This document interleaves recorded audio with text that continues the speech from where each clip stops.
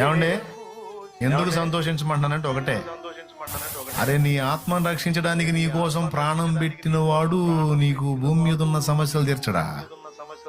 ఏమండి, చచ్చిపోయేంత ప్రేమించినోడు, నీ ఆత్మని అక్కడికి సిద్ధపరిచినోడు, భూమి మీద నువ్వు బతికే 4 రోజులకి కావాల్సిన ఈడా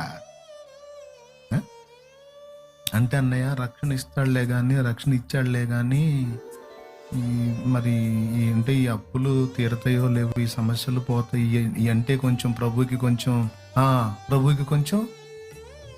అంటే ఈ బలహీనత కొంచెం తొందరగా తగ్గదంట అన్నయ్య. అందుకని ప్రభు పాపం ఇబ్బంది పడతాడేమోనమ్మా. మరి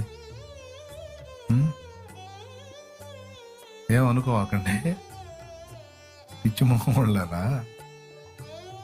దేవుడు తన ప్రియ కుమారుని మనకు అనుగ్రహించినప్పుడు ఆయనతో పాటు సమస్తము మనకి ఎందుకు అనుగ్రహింపడు అన్నాడు పౌలు.